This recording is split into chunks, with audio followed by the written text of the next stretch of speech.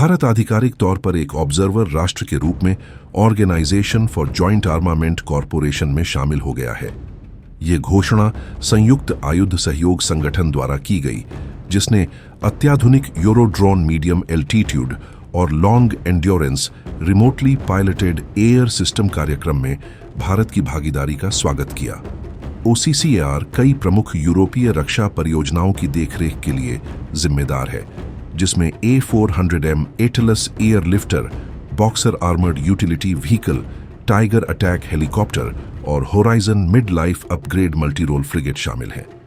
OCCAR कार्यकारी प्रशासन के निदेशक जोआचिम सक्कर ने 21 जनवरी को बर्लिन स्थित भारतीय दूतावास को ऑब्जर्वर राष्ट्र का अनुमोदन पत्र व्यक्तिगत रूप से सौंपा।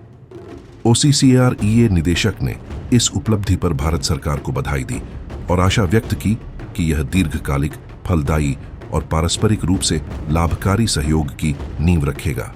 यूरोड्रोन कार्यक्रम में भारत का शामिल होना जापान के बाद ऑब्जर्वर का दर्जा पाने वाला दूसरा एशिया प्रशांत देश बन गया है। नवंबर 2023 में जापान के ऑब्जर्वर के रूप में प्रवेश के बाद ऑब्जर्वर की स्थिति के लिए भारत का आवेदन अगस्त 2024 में प्रस्तुत किया गया था। जबकि भारत जैसे ऑब्जर्वर देशों को तकनीकी डेटा तक पहुंच और विमान के लिए ऑर्डर देने की क्षमता प्रदान की जाती है, वे प्लेटफॉर्म के डिजाइन, विकास या भाग लेने वाले देशों के बीच वर्क शेयर के वितरण के बारे में निर्णय लेने की प्रक्रियाओं में शामिल नहीं होते हैं। कुल मिलाकर उनकी भूमिका सूचना प्राप्त करने और विमान के निर्माण के मुख्य पहलुओं या प्राथमिक भागीदारों के बीच जिम्मेदारियों के आवंटन पर किसी भी प्रभाव के बिना विमान खरीदने का विकल्प रखने तक ही सीमित है। हालांकि OCCAR ने भारत को मिलने वाले विशिष्ट लाभों के बारे में विस्तार से नहीं बताया, लेकिन यह कदम भारत की व्यापक रक्षा रणनीति के अनुरूप है, जिसमें वैश्विक भागीदारों के साथ प्रौद्योगिकी सहयोग को गहरा करना शामिल है। यूरोड्रोन कार्यक्रम में भारत की भागीदारी अक्टूबर 2024 में जर्मनी के साथ हस्ताक्षरित संयुक्त रक्षा सहयोग समझौते के तुरंत बाद हुई है।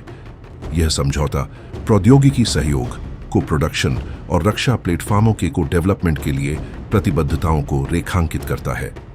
2016 में शुरू किए गए यूरोड्रोन कार्यक्रम का अनुमानित मूल्य $7.3 बिलियन है और इसका नेतृत्व फ्रांस, जर्मनी, इटली और स्पेन के 4 यूरोपीय देश कर रहे हैं।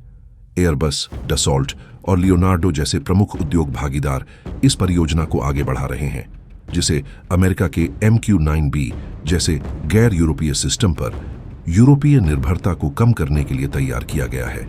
हालांकि यूरोड्रोन कार्यक्रम देरी और बढ़ती लागतों से ग्रस्त है। जर्मन सशस्त्र बलों की वार्षिक आयुध समीक्षा ने पहले एयरबस और डसॉल्ट के बीच समन्वय चुनौतियों की आलोचना की थी और ड्रोन की प्रारंभिक डिजाइन समीक्षा में देरी के पीछे उन्हें मुख्य कारक बताया था। इस ड्रोन की पहली प्रोटोटाइप उड़ान 2027 के लिए निर्धारित है।